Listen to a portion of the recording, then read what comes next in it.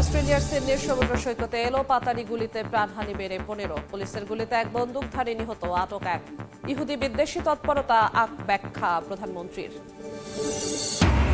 ইউক্রেনের ন্যাটো সদস্যপদের আশা ছাড়তে রাজি জেলেনস্কি। চাইলেন দেশের নিরাপত্তা। বার্লিনে মার্কিন ও ইউরোপীয় মিত্রদের সঙ্গে বৈঠক। চলছে পাল্টাপাল্টি হামলা। থাইল্যান্ডের হামলায় বেসামরিক নিহতের দাবি কম্বোডিয়ার। থাই সীমান্তবর্তী এলাকায় সামরিক আইন জারি, সরিয়ে নেওয়া হচ্ছে বাসিন্দাদের।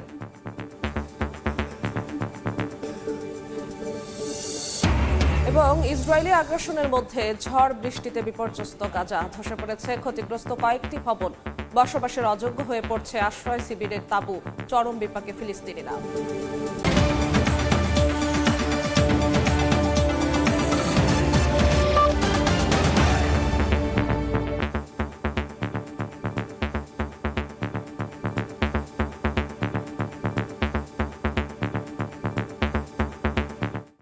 আন্তর্জাতিক সময়ের সঙ্গে আছি আমি জিন্নাত রাজস্বা।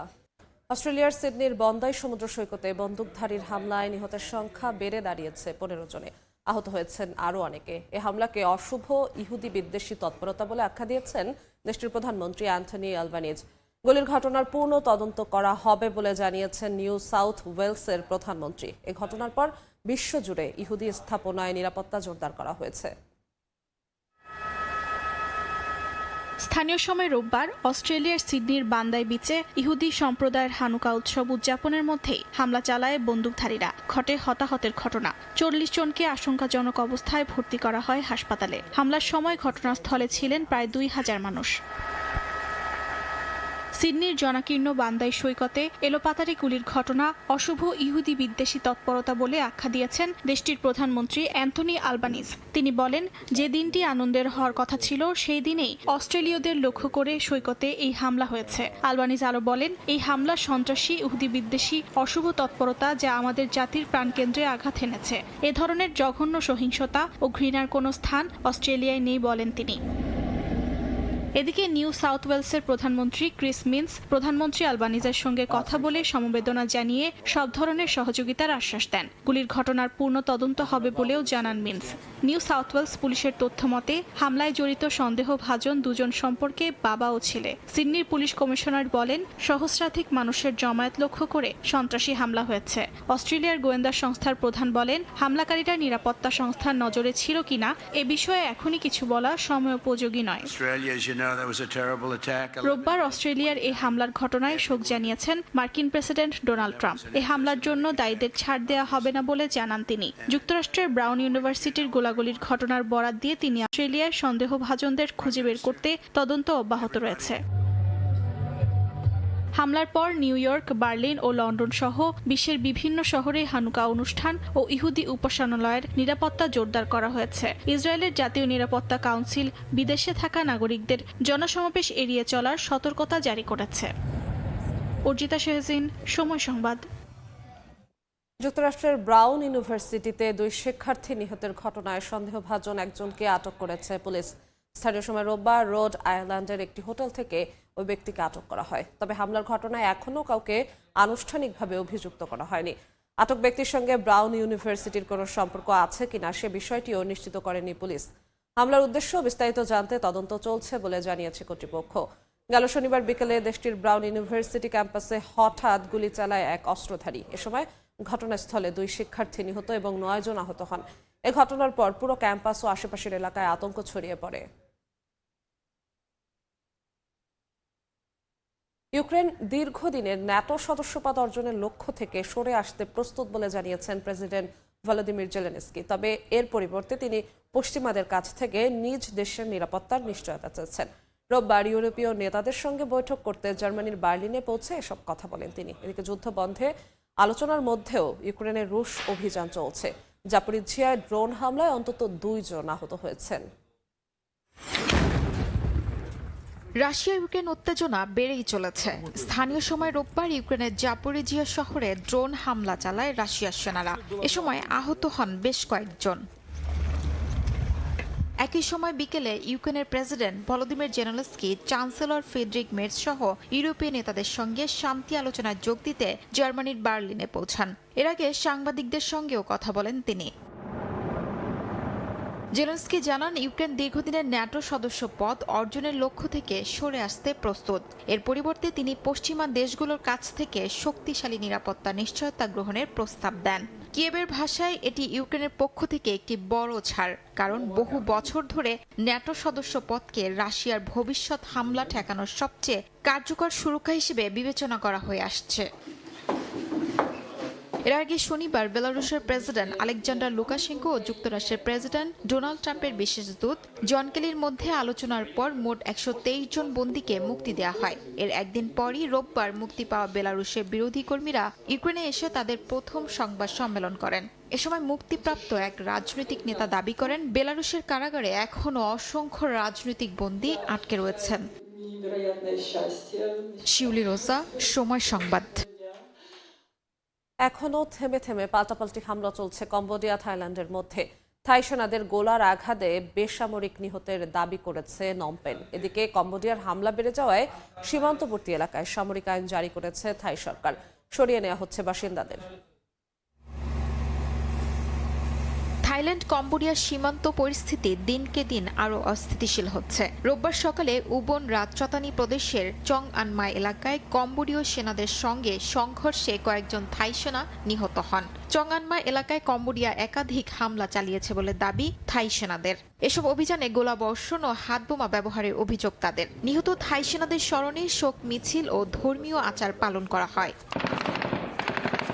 শনিবার রাতে থাইল্যান্ডের দক্ষিণ পূর্বাঞ্চলীয় ত্রাট প্রদেশে গোলাগুলির শব্দ শোনা যায়। বিতর্কিত সীমান্ত এলাকায় কম্বোডিয়ার সঙ্গে সংঘর্ষ উপকূলীয় এলাকাতেও ছড়িয়ে পড়ে। থাই সেনাদের দাবি তারা একটি সেতু ধ্বংস করেছে, যেটি ব্যবহার করে কম্বোডিয়া ওই এলাকায় ভারী অস্ত্র ও সামরিক সরঞ্জাম পাঠাতো। একই সঙ্গে কম্বোডিয়ার উপকূলীয় কো কং প্রদেশে আগে থেকে স্থাপন করা কামান লক্ষ্য করে হামলা চালায় থাই সেনা সদস্যরা। এ অবস্থায় রোববার কো কং সীমান্তবর্তী ত্রাট প্রদেশের কয়েকটি এলাকায় কারফিউ জারি করে থাইল্যান্ড। তবে পর্যটন দ্বীপ কো চ্যাং ও কোকুট কারফিউর আওতার বাইরে। এর আগে থাইল্যান্ডের পূর্বাঞ্চলীয় শাকিও প্রদেশেও কারফিউ জারি করা হয়, যা এখনও বহাল রয়েছে।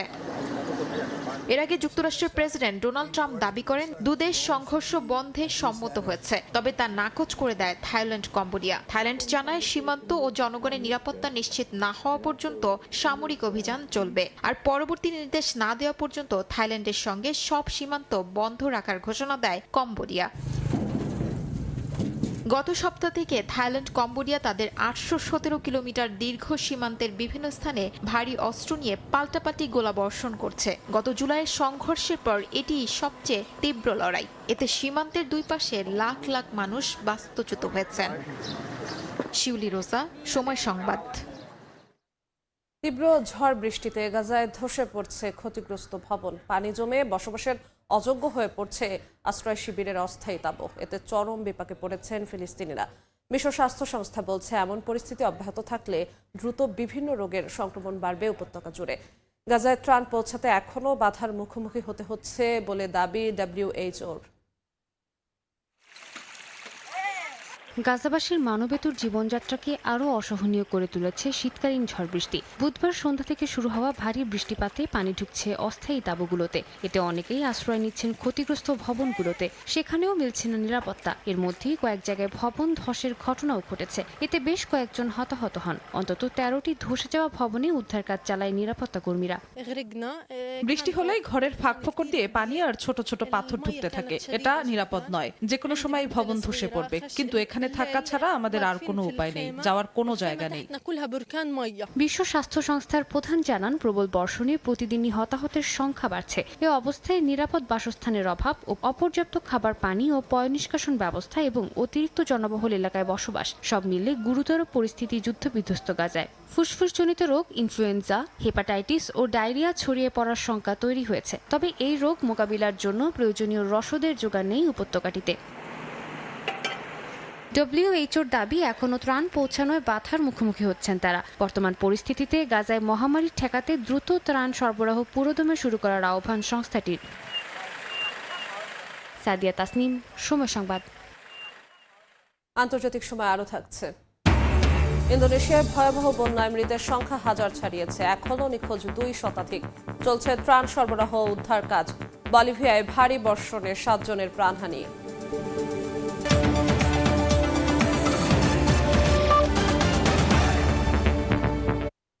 সিরিয়ায় মার্কিন ও সিরীয় সেনা হতাহতের ঘটনার সঙ্গে জড়িত সন্দেহে 5 জনকে গ্রেফতার করা হয়েছে।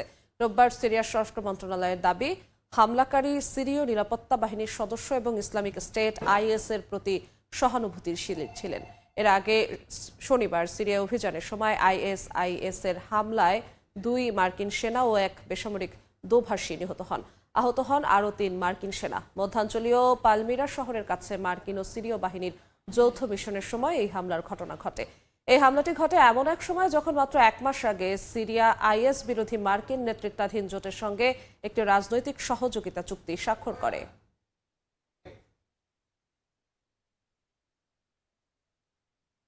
বলিভিয়ায় টানা ভারী বৃষ্টিতে অন্তত 7 জনের মৃত্যু হয়েছে। এখনও নিখোঁজ রয়েছেন অন্তত 20 জন। ইন্দোনেশিয়ার সুমাত্রা দ্বীপের 3 প্রদেশে বন্যা ও ভূমিধসে মৃতের সংখ্যা 1000 ছাড়িয়েছে। এখনও নিখোঁজ 2 শতাধিক বাসিন্দা। তাদের উদ্ধারে চলছে অভিযান। পাশাপাশি চলছে বন্যা কবলিত এলাকায় ত্রাণ সরবরাহ কার্যক্রম। এদিকে যুক্তরাষ্ট্রের ওয়াশিংটন অঙ্গরাজ্যের বিভিন্ন এলাকায় বন্যা পরিস্থিতি অপরিবর্তিত আছে। আগামী কয়েক সপ্তাহ অত্যন্ত কঠিন হবে বলে সতর্ক করেছেন অঙ্গরাজ্যের গভর্নর। ইন্দোনেশিয়ার সুমাত্রা দ্বীপের 3 প্রদেশে বন্যা ও ভূমিধসে মৃতের সংখ্যা বেড়েই চলেছে। এখনও নিখোঁজ রয়েছে বহু মানুষ। দেশটির দুর্যোগ ব্যবস্থাপনা সংস্থা জানায়, বন্যা ও ভূমিধসের কারণে উত্তর সুমাত্রা ও পশ্চিম সুমাত্রা প্রদেশে ব্যাপক ক্ষয়ক্ষতি হয়েছে। এর আগে ইন্দোনেশিয়ার প্রেসিডেন্ট প্রাবো সুবিয়ান্তো আচে প্রদেশে দুর্যোগপূর্ণ এলাকা পরিদর্শনে গিয়ে তিনি বলেন, সরকার মৌলিক চাহিদা পূরণে কার্যক্রম চালিয়ে যাচ্ছে। এদিকে বলিভিয়াতেও দেখা দিয়েছে ভয়াবহ বন্যা। দেশটির সান্তা ক্রুজে ভারী বৃষ্টি ও নদীর জলোচ্ছ্বাসে আটকে পড়া মানুষদের ঝুঁকি নিয়ে উদ্ধারে অভিযান চালাচ্ছেন কর্মীরা। গেল শুক্রবারের ভারী বৃষ্টিতে বেশ কয়েকজন নিহত হয়েছেন এবং এখনও নিখোঁজ রয়েছেন অনেকে। বন্যার কারণে কয়েকটি সেতু ভেঙে পড়েছে এবং পুরো জনপদ পানির নিচে ডুবে আছে। এদিকে যুক্তরাষ্ট্রের ওয়াশিংটন অঙ্গরাজ্যে চলমান বন্যা পরিস্থিতি নিয়ে সতর্কবার্তা দিয়েছেন গভর্নর। রাজ্যের বিভিন্ন অংশে পানি বৃদ্ধি অব্যাহত থাকায় আগামী কয়েক সপ্তাহ বা মাস কঠিন পরিস্থিতি মোকাবেলা করতে হবে বলে জানান তিনি। এছাড়াও স্ক্যাগেট নদীর তীরবর্তী শহরগুলোতে জরুরি সেবা কর্মীরা বাঁধের ভাঙন ঠেকাতে প্রস্তুতি নিচ্ছেন। পাশাপাশি ন্যাশনাল গার্ডের সেনারা বাসিন্দাদের নিরাপদ স্থানে সরিয়ে নিতে তৎপর রয়েছেন। শিউলি রোজা, সময় সংবাদ। স্টিলটেক মানে গুণগত মানের নিশ্চয়তা। It's all about stainless style. ভয়াবহ বায়ু দূষণের কবলে ভারতের নয়াদিল্লি। AQI এর সূচক অনুযায়ী শহরটির বায়ু দূষণ চরম বিপজ্জনক পর্যায়ে পৌঁছেছে। এতে বাইরে বের হওয়া বাসিন্দাদের মুখোমুখি হতে হচ্ছে শ্বাসকষ্ট সহ বিভিন্ন শারীরিক জটিলতার। এদিকে ঘন ধোঁয়াশার প্রভাব পড়ছে সড়কেও। হরিয়ানা রাজ্যে একাধিক যানবাহনের সংঘর্ষে আহত হয়েছেন কয়েকজন। বায়ু দূষণ রোধে কড়াকড়ি আরোপ করেছে পাকিস্তানও। ঘন কুয়াশার চাদরে ছেয়ে আছে চারপাশ। তার ভেতর দিয়ে হেডলাইট জ্বালিয়ে চলছে যানবাহন। একদিকে শীতের কুয়াশা আর অন্যদিকে বাতাসের ধূলিকণা মিশে এমন ঘন ধোঁয়াশায় ভয়াবহ আকার ধারণ করেছে ভারতের প্রাণকেন্দ্র দিল্লির বায়ু দূষণ। রোববার সকালে চরম বিপজ্জনক পর্যায়ে চলে যায় রাজধানী নয়াদিল্লির বায়ুর মান। কেন্দ্রীয় দূষণ নিয়ন্ত্রণ বোর্ড জানিয়েছে, সকাল 6টায় শহরটির এয়ার কোয়ালিটি ইন্ডেক্স AQI ছিল 462।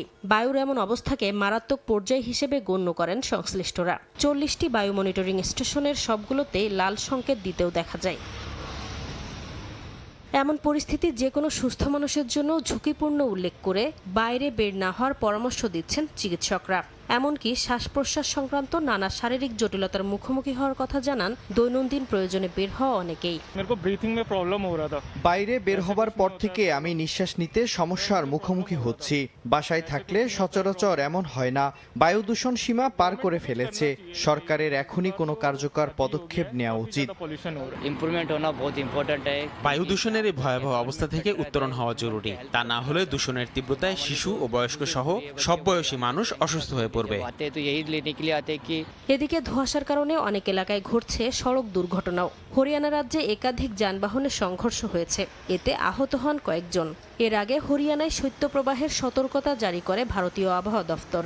কুয়াশার কারণে চালকদের সতর্ক থাকার পাশাপাশি হেডলাইট ব্যবহার ও নিরাপদ দূরত্ব বজায় রেখে সড়কে গাড়ি চালানোর পরামর্শ দেয় সংস্থাটি। বায়ু দূষণ রোধে কড়াকড়ি আরোপ করেছে প্রতিবেশী দেশ পাকিস্তানও, যার অংশ হিসেবে চলতি মাসে বিভিন্ন স্থানে বসানো হয় চেকপোস্ট, যেখানে যানবাহনে কালো ধোঁয়া নির্গত হচ্ছে কিনা চেক করে সে অনুযায়ী ব্যবস্থা নিচ্ছে সংশ্লিষ্টরা।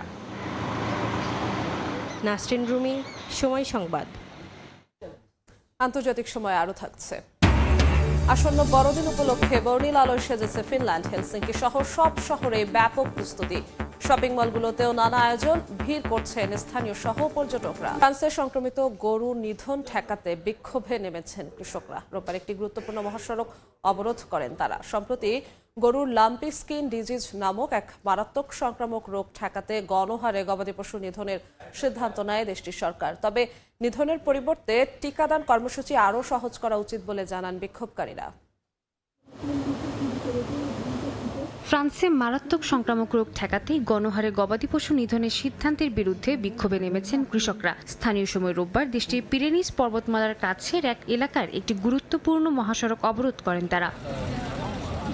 D66 আঞ্চলিক মহাসড়কে ট্রাক্টর রেখে সড়ক বন্ধ করে দেন কৃষকরা। এ সময় তারা পথচারী ও গাড়ি চালকদের মধ্যে লিফলেট বিতরণ করেন। কৃষক ইউনিয়নের নেতৃত্বে এই বিক্ষোভ ছড়িয়ে পড়েছে দেশজুড়ে। সম্প্রতি ফ্রান্সের লাম্পি স্কিন ডিজিজ নামের ভাইরাসজনিত রোগের একাধিক প্রাদুর্ভাব দেখা দেয় কর্তৃপক্ষ সংক্রমিত খামারের সব গরু নিধনের নির্দেশ দেয়। এই সিদ্ধান্তকে অতিরিক্ত ও অযৌক্তিক বলে দাবি করছেন কৃষকরা। তাদের অভিযোগ, পুরো খামারের গরু নিধনের মধ্যে সুস্থ পশু রয়েছে। গরু নিধনের পরিবর্তে টিকাদান কর্মসূচি আরও সহজ করা উচিত বলে জানান বিক্ষোভকারীরা।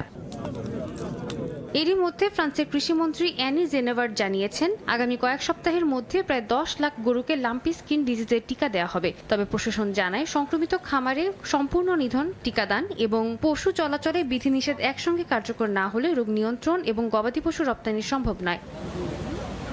কৃষকদের বিক্ষোভের মধ্যে সরকার ও খামারিদের মধ্যে উত্তেজনা বাড়ছে। পরিস্থিতি নিয়ন্ত্রণে আলোচনার কোনো উদ্যোগ নেওয়া হবে কিনা সেদিকে তাকিয়ে আছে দেশটির কৃষি খাত। সাদিয়া তাসনিম, সময় সংবাদ। দেখছেন আন্তর্জাতিক সময়। চিলির প্রেসিডেন্ট নির্বাচনে জোসে আন্তোনিও কাস্ত বিজয়ী হয়েছেন। বাড়তে থাকা অপরাধ এবং অভিবাসন নিয়ে জনমনের উদ্বেগ কাজে লাগিয়ে তিনি দেশকে 1990 সালের স্বৈরশাসনের পর সবচেয়ে রক্ষণশীল পথে নিয়ে গেলেন বলে মত বিশ্লেষকদের। রানঅফে কাস্ত পেয়েছেন 58.30% ভোট। বামপন্থী জেনেট যারা পেয়েছেন 41.70%। কাস্ত দীর্ঘদিন ধরেই রক্ষণশীল ও কট্টর নীতির সমর্থক। তিনি সীমান্ত প্রাচীর নির্মাণ, উচ্চ অপরাধ এলাকায় সেনা মোতায়েন এবং অনিয়মিত অভিবাসীদের দেশে না রাখার পক্ষে সোচ্চার ছিলেন। তার বিজয় লাতিন আমেরিকায় রক্ষণশীল রাজনীতির উত্থানের নতুন যুগ হিসেবে দেখা হচ্ছে। ভোটে জয়লাভ করায় কাস্তকে শুভেচ্ছা জানিয়েছেন বিরোধী নেতা জেনেট যারা।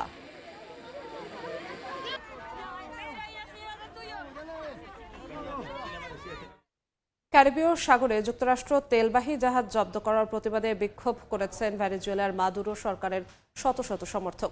রাজধানী কারাকাস সহ দেশটির বিভিন্ন স্থানে প্রতিবাদ কর্মসূচি পালিত হয়। বিক্ষোভে স্থানীয় বাসিন্দা ও সরকারি কর্মকর্তাদের পাশাপাশি কারাকাসের মেয়রও অংশ নেন। যুক্তরাষ্ট্র ভেনেজুয়েলার প্রাকৃতিক সম্পদ দখলের চেষ্টা করছে বলে অভিযোগ করেন বিক্ষোভকারীরা। এদিকে জাহাজ জব্দের ঘটনায় যুক্তরাষ্ট্রের তীব্র সমালোচনা করেছেন কিউবার প্রেসিডেন্ট মিকেল দিয়াস কানেল।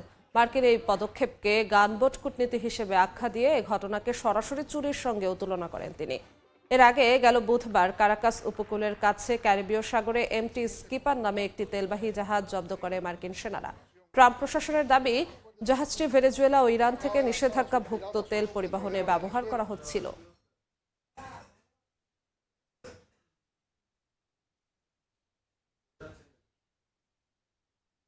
হংকংয়ের গণতন্ত্রপন্থী আন্দোলন কর্মী জিমি লাইয়ের ঐতিহাসিক মামলার রায় ঘোষণাকে ঘিরে তৈরি হয়েছে উত্তেজনা।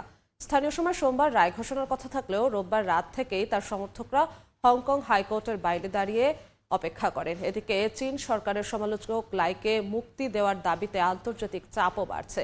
৭৮ বছর বয়সী জিমি লাই এরই মধ্যে 5 বছর কারাগারে কাটিয়েছেন। তার বিরুদ্ধে আনা 3টি অভিযোগেই নিজেকে নির্দোষ দাবি করেছেন জিমি।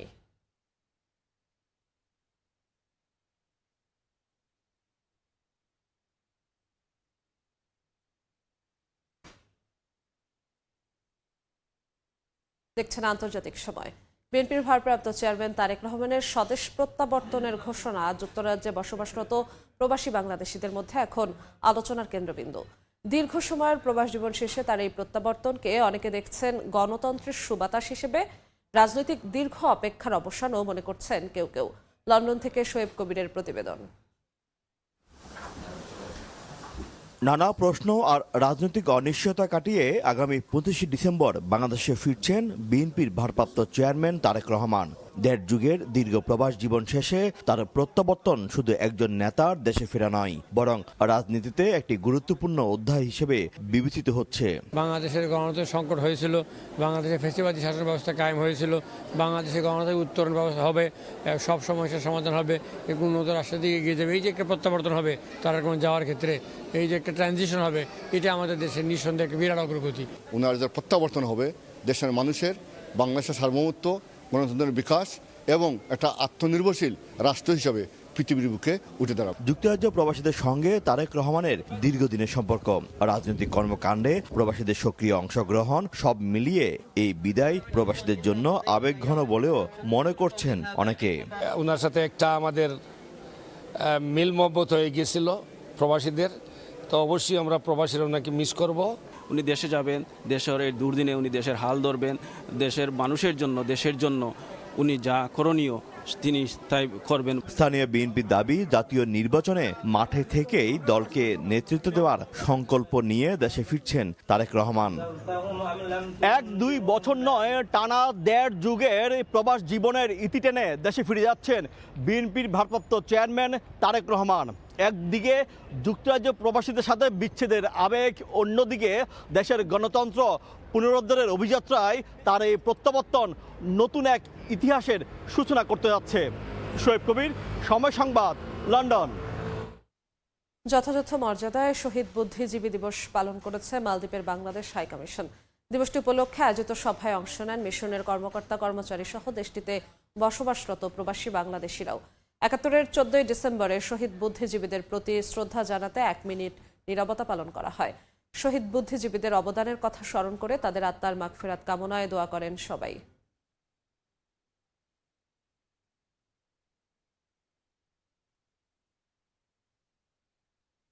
পূর্ব লন্ডনের বাংলাদেশি অধ্যুষিত টাওয়ার হ্যামলেটসে শুরু হয়েছে 2 দিনব্যাপী বাংলাদেশ হেরিটেজ উইকেন্ড ও ট্রেড ফেয়ার 2025।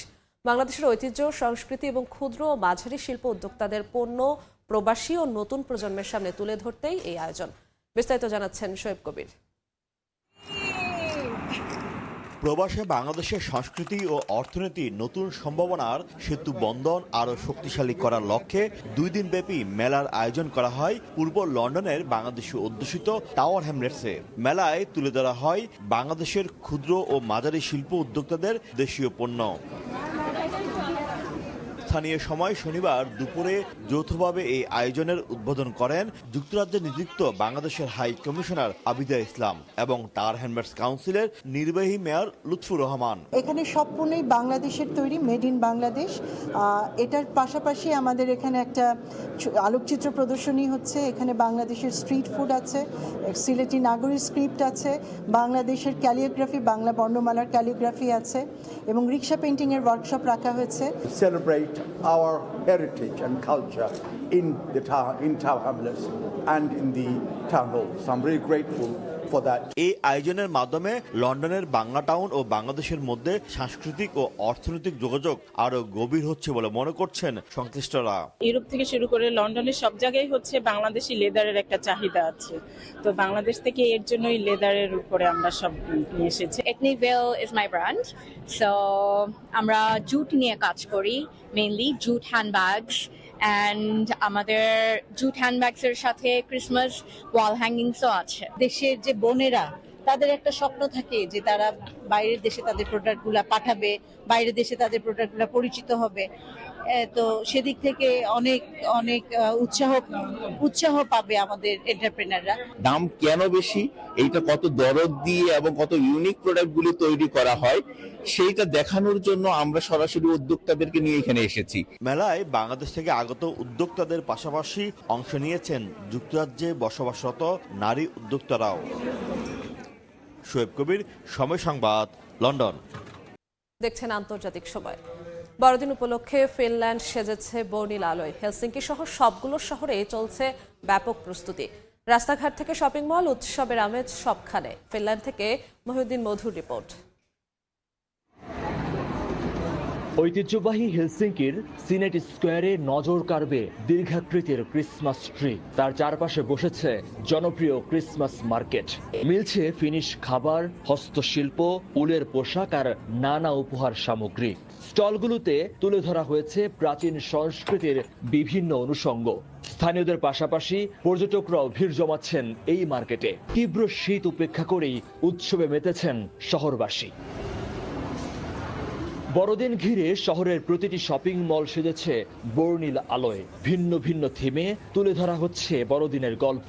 একই সঙ্গে বিভিন্ন আয়োজনে ফুটিয়ে তোলা হয়েছে ফিনল্যান্ডের প্রাচীন সংস্কৃতি। শিশুদের বিনোদনের জন্য রাখা হয়েছে ক্রিসমাস ট্রি ও জিঞ্জার ব্রেড ভিলেজ, যা পরিবারের ছোট সদস্যদের বিশেষ আকর্ষণ হয়ে উঠেছে।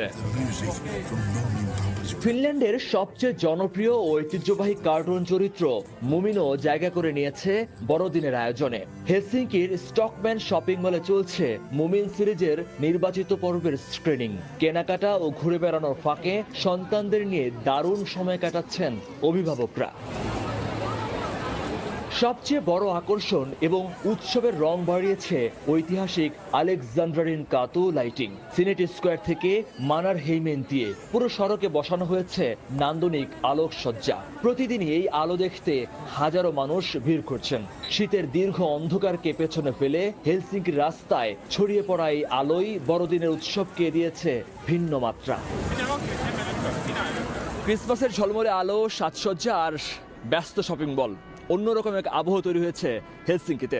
তাই তো বৈরী আবহাওয়া উপেক্ষা করে শত শত মানুষ আসছেন আনন্দ ভাগাভাগি করতে। মহিউদ্দিন মধু, সময় সংবাদ, ফিনল্যান্ড। এক দশকের বেশি সময় বন্ধ থাকার পর ত্রিপোলিতে পুনরায় খুলেছে লিবিয়ার ন্যাশনাল মিউজিয়াম। গাদ্দাফি পরবর্তী লিবিয়ায় প্রথমবারের মতো জনসাধারণের সামনে উন্মুক্ত করা হয়েছে দেশের বহু মূল্যবান ঐতিহাসিক নিদর্শন।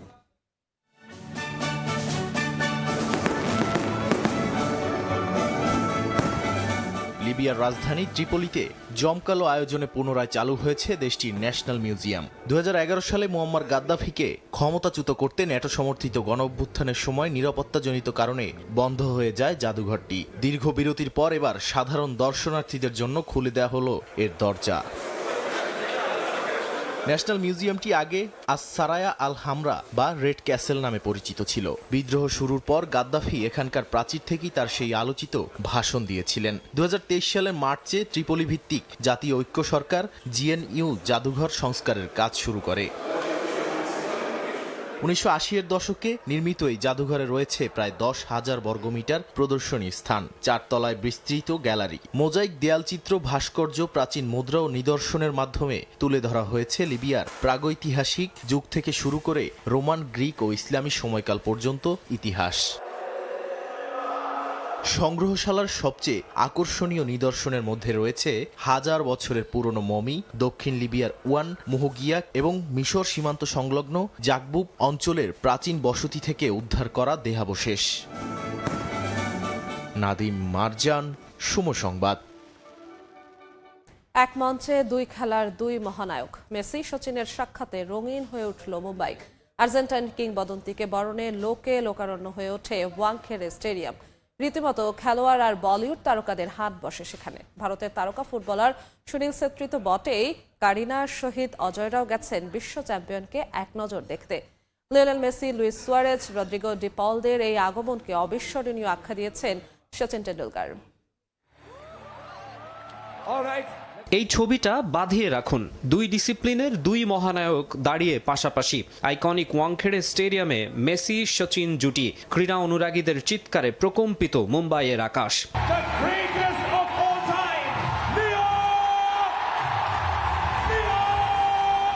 অর্জন আর ম্যাজিক্যাল পারফরমেন্সে মুগ্ধতা ছড়িয়েছেন দুজনই। দুজনের হাতেই উঠেছে পরম আরাধ্যের বিশ্বকাপ শিরোপা। এসব ছাপিয়ে ব্যক্তিত্ব আর প্রতিভায় অনন্য তারা। অনেকের কাছেই ফুটবল মানে মেসি আর ক্রিকেট মানে সচিন। ভারতীয়দের কাছে সচিন টেন্ডুলকার ক্রিকেট ঈশ্বর। তারই আতুর ঘরে আর্জেন্টাইন খুদে জাদুকর লিওনেল মেসির পদার্পণ যেন রূপকথার গল্প। 3 দিনের সফরে আসা মেসিকে হাজার হাজার মানুষ এক নজর দেখতে চেয়েছেন। ভারতের পতাকা হাতে হাসি মুখে মেসিও চেষ্টা করেছেন ভালোবাসার প্রতিদান দিতে। সচিনের কাছ থেকে ভারতের জার্সি উপহার পেয়েছেন, সচিনকে দিয়েছেন 2022 বিশ্বকাপের বল। স্বাভাবিকভাবেই অনুষ্ঠানের মধ্যমণি ছিলেন লিওনেল মেসি। পাশে দাঁড়ানো রদ্রিগো ডি পল আর লুইস সুয়ারেজদের বরণেও ঘাটতি রাখেনি মুম্বাই। তাদের তিনজনকেই এখানে পাওয়া মুম্বাইয়ের মানুষ আর ভারতের জন্য অবিস্মরণীয় এক মুহূর্ত। 3 গ্রেটকে যেভাবে সবাই অভ্যর্থনা জানিয়েছে তা সত্যি অবিশ্বাস্য। স্পোর্টস লাভারদের জন্য আরেকটা সুন্দর মুহূর্ত ছিল লিও মেসির সঙ্গে সুনীল ছেত্রীর সাক্ষাৎ। আন্তর্জাতিক গোল সংখ্যায় একটা সময় মেসিকে ছাড়িয়ে গিয়েছিলেন ভারতীয় ফুটবলের সবচেয়ে বড় তারকা। তিনি এদিন গ্রেটেস্ট অফ অল টাইম লেখা জার্সি পরে মেসিকে স্বাগত জানান। ভ্রমণ ক্লান্তি ছাপিয়ে 3 লাতিন তারকা পুরোটা সময় চেষ্টা করেছেন উপভোগ করতে, ভক্তদের বিনোদন দিতে। ইন্ডিয়ান স্টার্স ও মিত্র স্টার্স দল এবং ইয়াং প্লেয়ারদের সঙ্গে খেলেছেন, বল উপহার দিয়েছেন গ্যালারিতে থাকা ভক্তদের। আর্জেন্টিনিয়ান কিংবদন্তির সঙ্গে দেখা করতে ছুটে যান বলিউড তারকারাও। করিনা কাপুর, শাহিদ কাপুর, অজয় দেবগান, টাইগার শ্রফ, শিল্পা শেঠিরা ওয়াংখেড়েতে গেছেন সপরিবারে। একটা প্রজন্মকে পায়ের জাদুতে মুগ্ধ করে রাখা ফুটবলারকে উপমহাদেশের মাটিতে দেখার সুবর্ণ সুযোগ কেই বা হাতছাড়া করতে চায়। মেসির সফর উপলক্ষে নিরাপত্তাও জোরদার করা হয়েছিল মুম্বাইয়ে। কলকাতার বিশৃঙ্খলা থেকে শিক্ষা নিয়ে আগে থেকেই সতর্ক ছিল প্রশাসন। মাকসুম আলম খান, সময় সংবাদ। এদিকে কলকাতার যুব ভারতী কাণ্ডে শনিবারের মতো রোববারও আলোচনায় ছিল মেসির অনুষ্ঠানের অব্যবস্থাপনার খবর। অব্যবস্থাপনার দায়ে অধিকতর তদন্তের স্বার্থে আয়োজক শতদ্রু দত্তকে রিমান্ডে নিয়েছে রাজ্য পুলিশ। তাকে 14 দিনের রিমান্ড দিয়েছেন বিধাননগর আদালত। এদিকে মুখ্যমন্ত্রী মমতা বন্দ্যোপাধ্যায়ের গড়া তদন্ত কমিশন এদিন যুব ভারতী মাঠে পরিদর্শন করে তদন্ত শুরু করেছে। থেমে নেই রাজনৈতিক বিতর্ক। বিস্তারিত জানাচ্ছেন সুব্রত আচার্য।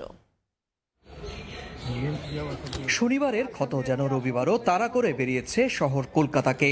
মোহনবাগান, ইস্টবেঙ্গলের শহরে এ ধরনের অব্যবস্থাপনার নজির মানতে পারছেন না কেউই। খোদ রাজ্য সরকারের পক্ষ থেকে নেওয়া হচ্ছে কঠিন পদক্ষেপ। আগামীতে এ ধরনের বড় আয়োজন হলে যেন চুল পরিমাণ কোনো ফাঁকফোকর না থাকে, তার জন্য মেসি কাণ্ডের পূর্ণাঙ্গ তদন্ত করে উপযুক্ত ব্যবস্থা নেওয়ার উদ্যোগ নেওয়া হয়েছে। সকালে তদন্ত কমিশনের প্রধান অবসরপ্রাপ্ত বিচারপতি অসীম কুমার রায়কে নিয়ে অন্য সদস্যরা গোটা যুবভারতী স্টেডিয়াম ঘুরে দেখেন। আর ঠিক একই সময়ে বিধাননগর আদালত 14 দিনের রিমান্ড মঞ্জুর করেন মেসির অনুষ্ঠানের মূল আয়োজক শতদ্রু দত্তর। আজকে আমরা 14 দিনের পিসি পেয়েছি, তো এখন আমাদের ইনভেস্টিগেশন স্টার্ট হয়েছে। বাকিগুলো কিছু লোককে আমরা সামন করার জন্য অলরেডি আমরা লিস্ট প্রিপেয়ার করেছি। আমরা এসছি তদন্ত দেখে আমাদের সরকার বলেছে যে রেফারেন্স যেটা থাকে তার মধ্যে একটা হচ্ছে রেকমেন্ড দ্য মেজার্স, ফিউচারে যাতে এই ধরনের ঘটনা না ঘটে, ভবিষ্যতে তার জন্য ব্যবস্থা নেবার কী কী করা উচিত আমরা সেটা করব, সময় মতো করব, তখনই আমাদের কি বক্তব্য আমরা জানাবো। বিষয়টি নিয়ে রাজ্যের শাসক দল তৃণমূলকে নজিরবিহীনভাবে আক্রমণ করেছে বিরোধী রাজনৈতিক শিবির। আয়োজনের বিভিন্ন ছবি দেখিয়ে রাজ্য সরকারের একজন মন্ত্রী, মমতা বন্দ্যোপাধ্যায়ের পরিবারের সদস্য এবং কয়েকজন সেলিব্রিটিকে নিয়ে সমালোচনা করেন তারা।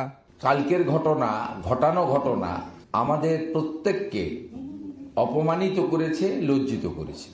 নির্বাচনের কয়েক মাস আগে এই ফুটবল আবেগ সেটাকে ব্যবহার করে তারা অপব্যবহার করতে চেয়েছিল। স্বাভাবিকভাবে আজকে তার পরিণতিতে আমরা সবাই লজ্জিত এবং যে সমস্ত হাজারে হাজারে আমাদের যুব সম্প্রদায় এত কস্টলি টিকিট কেটে গেলেন, তারা আশাহত হলেন এবং প্রতারিত হলেন। এদিকে কলকাতায় নানা অব্যবস্থাপনা হলেও হায়দ্রাবাদ এবং মুম্বাই দারুণভাবে মেসিকে নিয়ে উদযাপন করেছেন ভক্ত সমর্থকরা। সুব্রত আচার্য, সময় সংবাদ, কলকাতা। আন্তর্জাতিক সময়ের শীর্ষ সংবাদগুলো জানিয়ে দিচ্ছি আরেকবার। অস্ট্রেলিয়ার সিডনির সমুদ্র সৈকতে এলো পাতারি গুলিতে প্রাণহানি বেড়ে 15। পুলিশের গুলিতে এক বন্দুকধারী নিহত, আটক এক। ইহুদি বিদ্বেষী তৎপরতা আখ্যা প্রধানমন্ত্রীর। ইউক্রেনের ন্যাটো সদস্যপদের আশা ছাড়তে রাজি জেলেনস্কি, চাইলেন দেশের নিরাপত্তা। বার্লিনে মার্কিন ও ইউরোপীয় মিত্রদের সঙ্গে বৈঠক, চলছে পাল্টাপাল্টি হামলা। এবং থাইল্যান্ডের হামলায় বেসামরিক নিহতের দাবি কম্বোডিয়ার। থাই সীমান্তবর্তী এলাকায় সামরিক আইন জারি, সরিয়ে নেওয়া হচ্ছে বাসিন্দাদের।